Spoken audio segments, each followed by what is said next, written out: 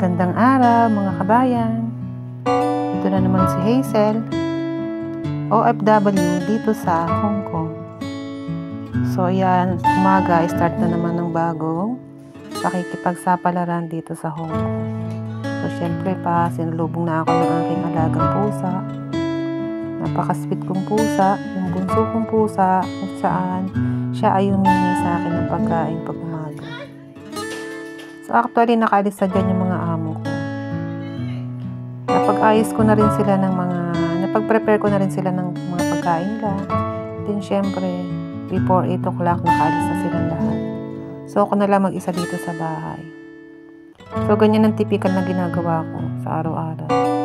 After ko na maasikaso sila sa kanilang almusal, asikasuin ko naman yung mga obligasyon na iwan sa akin sa bahay. So, kung tatanungin nyo, madali ba ang trabaho dito sa Hong Kong?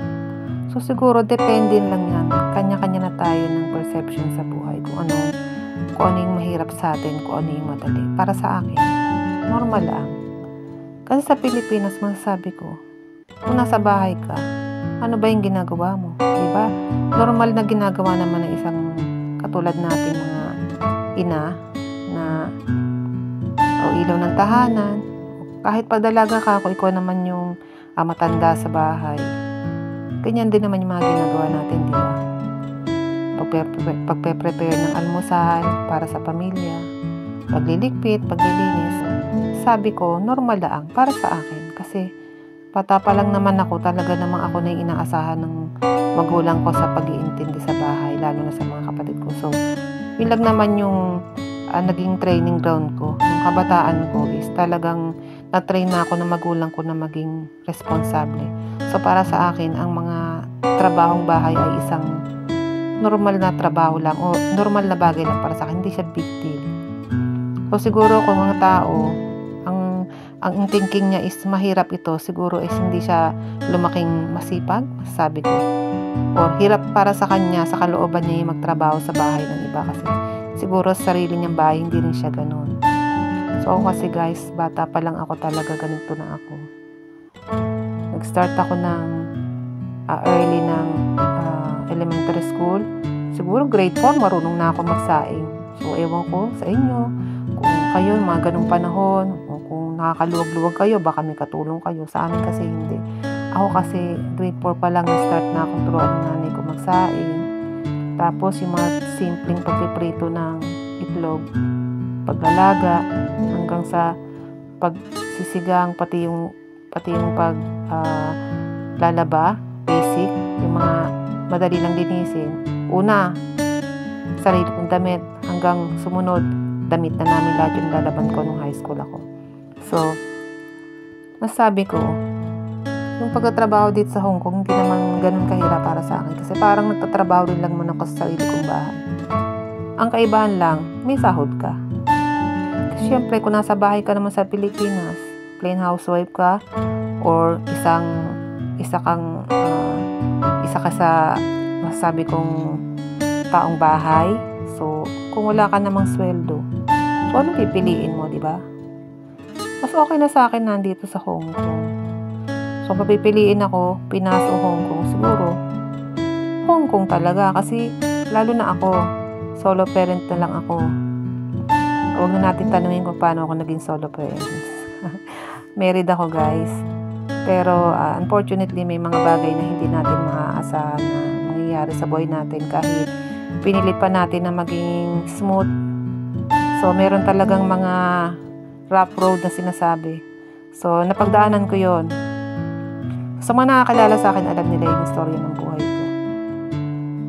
Pero balik tayo sa trabaho dito sa Hong Kong. So, yun nga.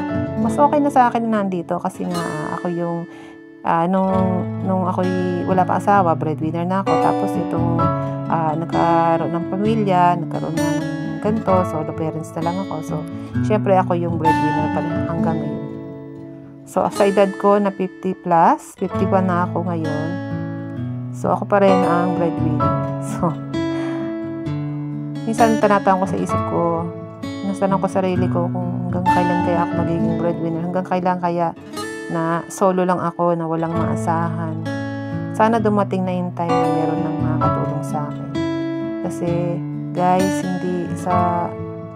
siguro relate sa akin yung mga kaibigan ko dito, hindi naman din ganun kadali na mapalayo sa pamilya. Naghahangad din naman tayo, hindi porki katulad ko, almost magta 10 years na ako dito, pero ang thinking ng iba, akala mo na-enjoy ko na yung buhay dito sa Hong Kong. Actually hindi guys, nangangarap din ako na makauwi na ng Pilipinas, pero paano natin gagawing umuwi kung marami pa umasa sa atin? So siguro uuwi lang ako pag talagang naibigay ko na yung obligasyon ko sa mga anak ko, napagtapos ko na sila lahat. Hindi. Siguro it's time naman na ayusin ko yung para sa sarili ko, kasi syempre may edad na rin naman tayo. Kailangan na rin natin na tayo mga OFW, masasabi ko marami na ako na encounter na gano'n, na umuwi ng walang maasahan. So ayoko mangyari sa akin yun.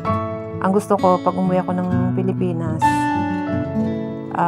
mamuhay man ako ng mag-isa. Syempre kung may kanya-kanya na yung mga anak ko ng kanilang buhay, syempre gusto ko pag umuwi ako ng Pilipinas, maitataguyod ko yung sarili ko.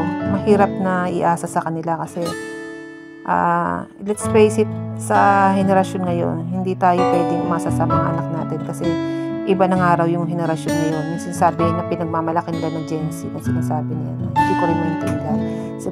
Siguro by every generation, nagiging iba nga yung katuwiran o prinsipyo ng mga tao. So siguro, kung ako, nung sa henerasyon ko is napaka-responsable ng mga kabataan na nililingon nila yung pamilya nila o yung magulang nila. So sa henerasyon na ngayon, parang nakikita ko is sabi nila hindi na raw ganun. So masakit na malaman na may ganun na palang, hindi, akala ko ang technology lang nababago, yung pala pati na rin yung mga prinsipyo ng tao. So ako, hindi ko naman nahayaan na uwi ako na maging pabigat ako kayo naman. So sa mga katulad kong OFW, alam ko relate kayo sa mga sinasabi ko. So habang malakas tayo, kailangan mag-isip din tayo para sa sarili natin. Huwag tayong uuwi na parang since binigay natin sa kanila lahat, iisipin natin na pag-uwi natin is kayo naman ang tumulong sa akin. No, siguro let's face it, talaga yung reality ng buhay, hindi dapat gano'n. So kailangan alagaan natin maiging sarili natin, and then make sure na pag umuwi tayo ng Pilipinas, meron tayong ipon. At kahit paano, dapat invest natin talaga yung kalusugan natin. Bukod pa yung mag-invest tayo para sa sarili natin, kung magpa-for good tayo, meron tayong pagkakitaan sa Pilipinas, pabalik natin para naman maitaguyod natin yung sarili natin. So yun, alagaan natin yung sarili natin kasi sarili lang naman natin ang makakatulong sa atin. Huwag natin i-ask sa ibang tao o kahit pa sa pamilya natin o kung sino man na tinulungan natin sa Pilipinas. So yun lang masasabi ko para sa mga katulad kong OFW.